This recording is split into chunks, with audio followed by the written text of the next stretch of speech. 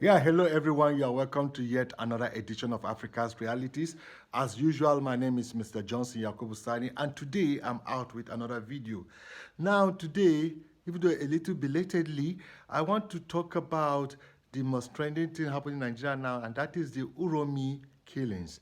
Now, sorry I'm making this video so late because I have been so busy, and for a while now I have not made any video because I have been so busy on movie sets, and I hadn't had the time to sit and make any video. But today I want to talk about the Uromi killings because there are a lot of people coming with different positions about the Uromi killings. And there is one key thing that I think we are leaving behind.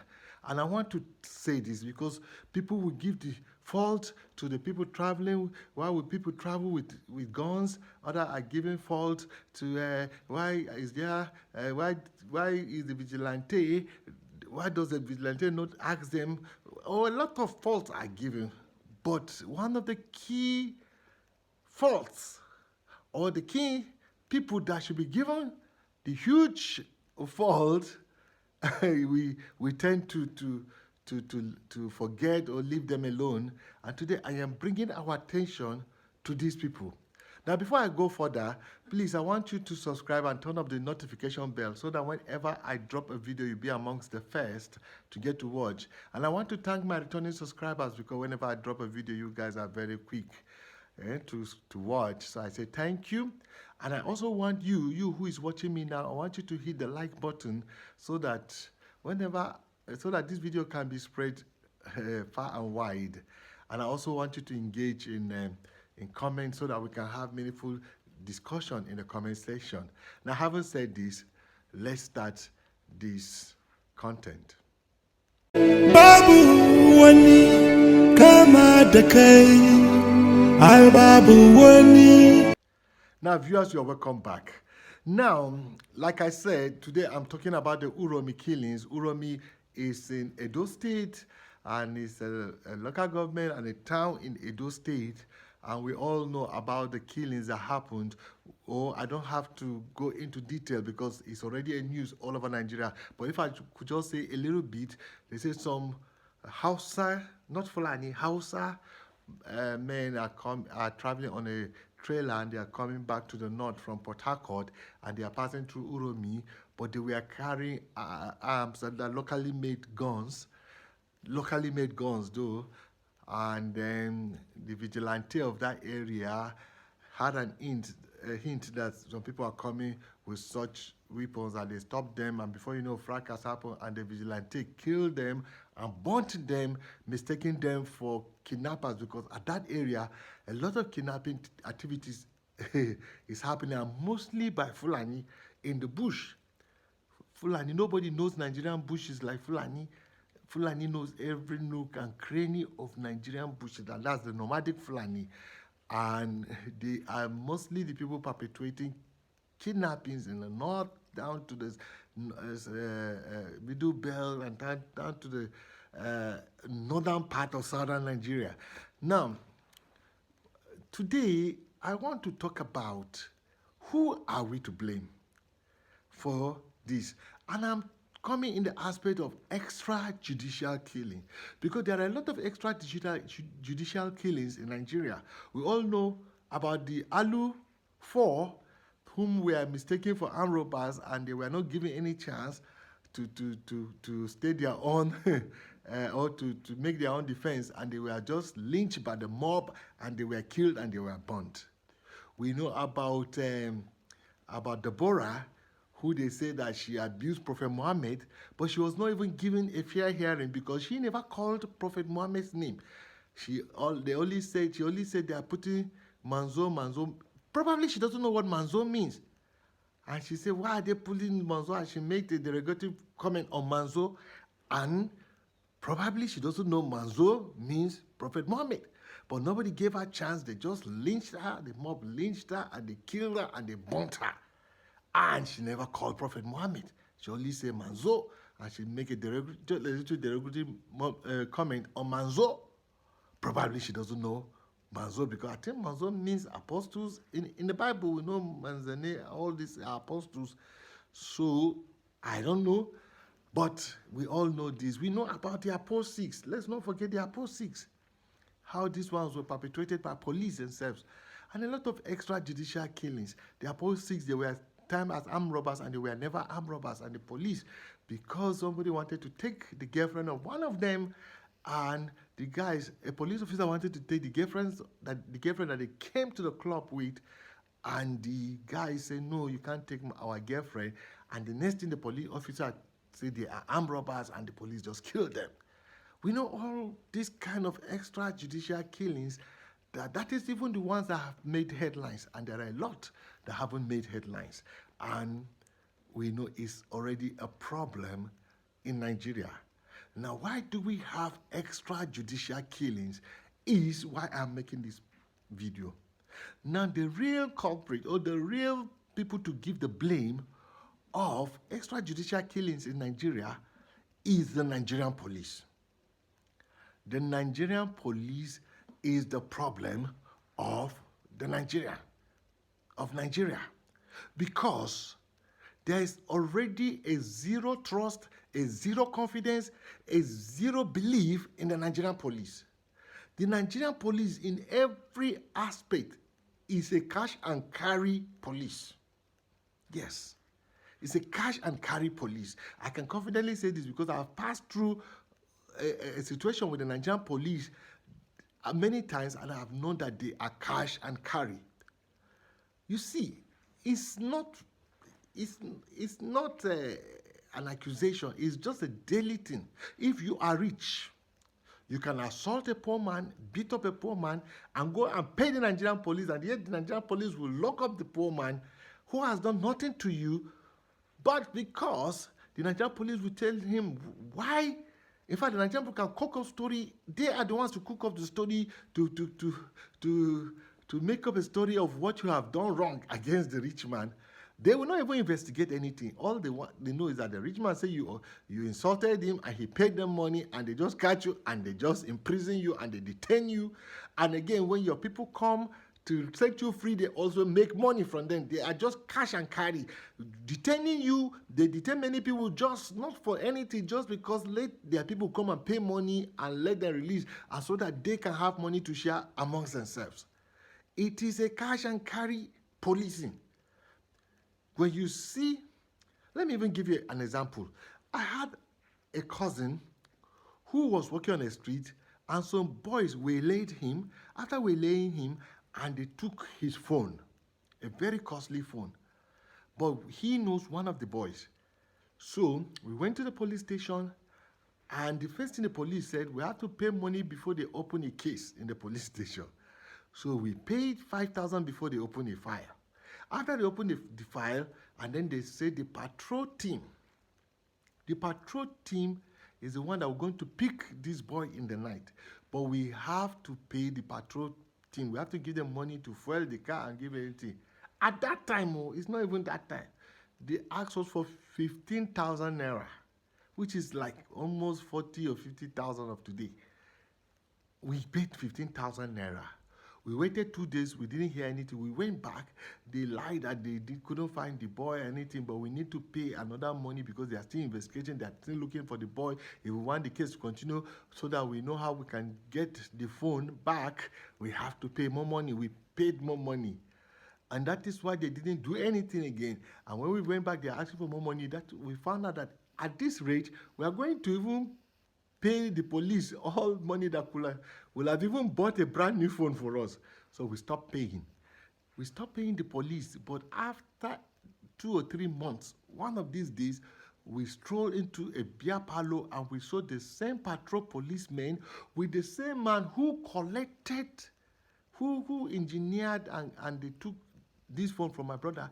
They are sitting together and they are drinking beer. And we are surprised. And when the police saw us, there was no any remorse, there was anything. They always say, oh, come on, join us, come on, join us. Everything is bypassed, it's just a phone. Everything is bypassed. And this boy has taken, he has learned his lesson. Come on, buy beer, let him buy beer for all of us. This is how the case went. The same person whom we are paying the police money to go and get justice for us was the same person we found him buying beers for the police, and they are happily getting together. Now, what am I saying? The Nigerian police completely, when you see them on the street, they are just looking for whom they can get money from. Can you believe that the Nigerian police, when it is an offense for you to park in a spot, first of all, they will not even put no parking in that spot. Second, there will not be any policeman that will stay in that spot so that if anyone is coming to park, the policeman say don't park. No. What the Nigerian police will do, they will go and find themselves locking themselves somewhere, somewhere, and hiding themselves and looking for the person that will come and park. Just like they are setting a trap. There is no parking sign, and they are hiding out of sight. Immediately an unknown person comes to park in that place, they will just swarm him. They will say he has broken the law that place. He's not supposed to park. And until he parts with a lot of money before they let him go. This is Nigerian police. Now, I'm not like trying to what will I say, to downgrade an entire institution, but this institution needs reforming so that it can gain the confidence of people. The police has lacked complete confidence. Confidence of the people is not there. Now, let me even tell you something. We all know that somewhat, because of the disunity in Nigeria, and because of all the problems we have, and because of our population, and because of people chasing scarce resources, we have a lot of people who are resolved into. We have some people, not a lot, who are resolved into armed robbery and kidnappings as a way of living. And then our cities are very safe. Let me just tell you the truth. Our cities are safe. Our interstates, we are becoming a problem where we have like in a week or 2 weeks before we know, we have a car has been armed robbers or kidnappers have kidnapped a car. And we had a problem on our streets. On our interstates. Now, that is why we have police checkpoints like every 100 kilometers every 100 meters or 1 kilometer. Every 1 kilometer or 2 kilometers, we will have a police checkpoint on our interstates. Now, these police, they are very happy to do these checkpoints because what motivates them is what they get from motorists, because every motorist that's passing must tip them. If you don't tip them, they'll just find a way to delay you. But when you come, you just tip them, you just pass. They don't even do the check-ins and everything, you just pass. But the only thing is that their presence on the road has curtailed kidnappers and armed robbery. We know that because they are on the road. So it has curtailed the activities of kidnappers, but they are very good, they are very quick to be there, and so that they'll be bringing returns to the police station so that they'll be sharing amongst themselves. And if you are a person who doesn't go on the road to bring returns, they will change you, they'll put you on the decks, and they'll put somebody who knows how to go and get money and bring to the police station, and they share amongst themselves. So it is completely a cash and carry policy. Now, why is this so? Number one, the recruiting process of the Nigerian police is very bad because it is an institution for dropouts. It is an institution that people don't even give a damn about. Now, let me start from the onset. You see, the Nigerian police started from when the colonial masters formed the Nigerian police. The colonial masters didn't form the Nigerian police to police Nigeria, no. They formed the Nigerian police to be used as a buffer for the colonial masters, so that whenever there's uprising, the police will go and quell the uprising. So the Nigerian police from inception was formed as an institution to serve the masters and at the detriment of the servants. So it is like you serve the masters and then you go and trample the rights of the downtrodden. This is how the Nigerian police was formed by the colonial masters. Now this is the kind of police the colonial masters gave us. And now the recruitment of Nigerian citizens into policing is done like it is the people who are dropouts school dropouts, people who can't make it in school, people who like they are the people who are neglected. They are the ones like people that they are recruited. You can't see graduates. You can't see people who have gone to to be learned. You can't see, and even physically, you can't even see that they are recruiting physical able men. A Nigerian policeman cannot run 100 meters or 200 meters already. He's tired. The recruitment and then the pay. This is the most annoying thing. The pay is as useless as useless. So what the Nigerian police have resolved to is to get money to be cash and carry people and come and share to take care of themselves, because their salary is nothing to write home about.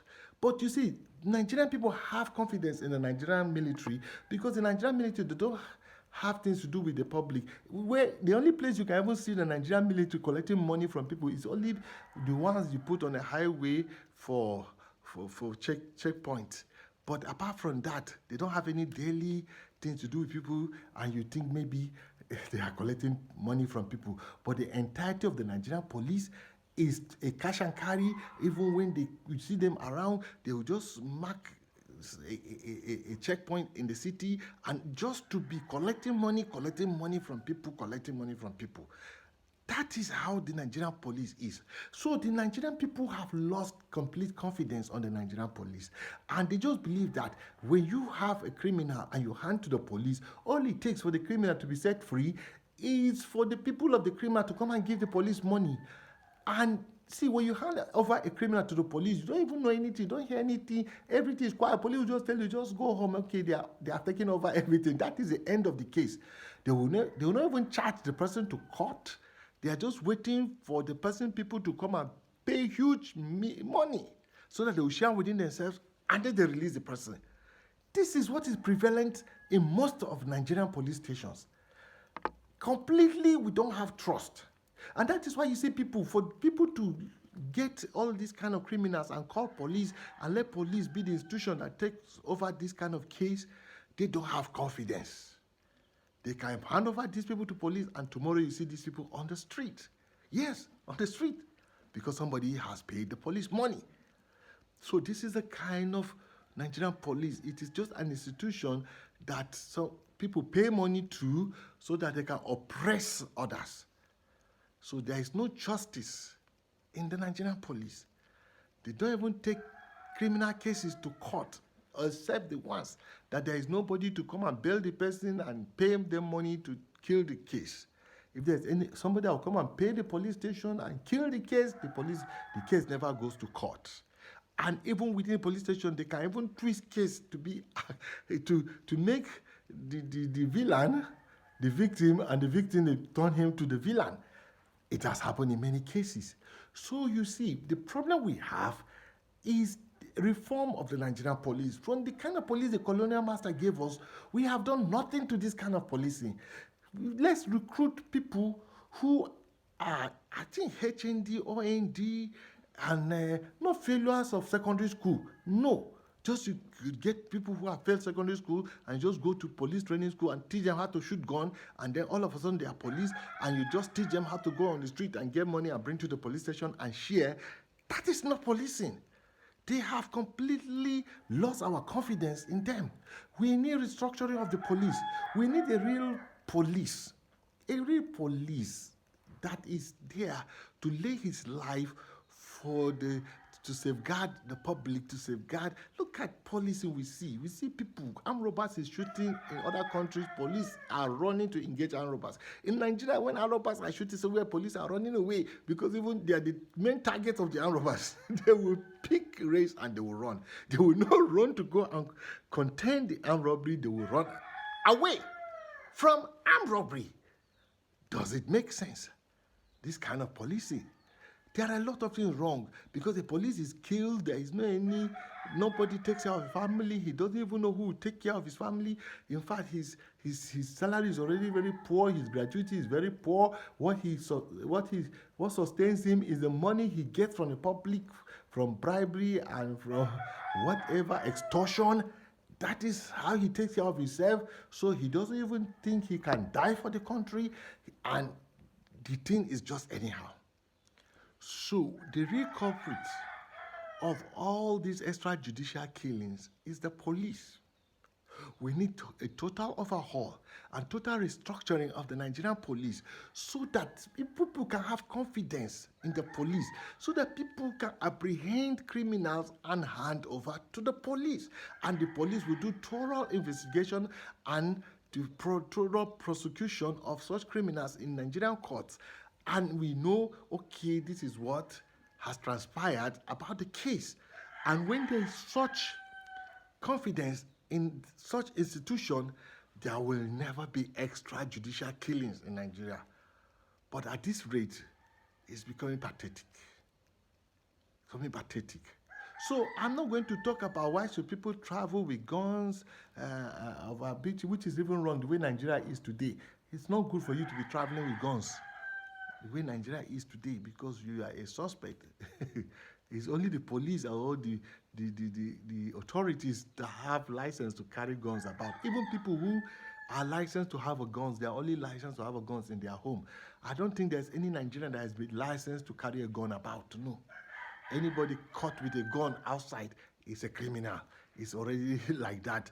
So even if you have a licensed gun, it's only in your home. You don't carry it in your car and be traveling about. So that little provocation, you carry gun and shoot somebody like how they do in America. No, it's not like that. In Nigeria, people don't carry guns. So I don't know why these hunters will be traveling with guns. I don't know, which is a bit somehow in the state we are, state of the nation. And again, even the vigilante, I think you have to first of all give people a chance to clarify themselves. Just at the sight of guns, and as you come just conclude these are kidnappers, these are man robbers and all that stuff. And then we need the police to be reformed so that we can have confidence to hand over criminals to police for investigation. Thank you for watching. I want you to subscribe and turn off the notification bell until I come your way another day. My name is Mr. Johnson Yakobusani. Remain blessed.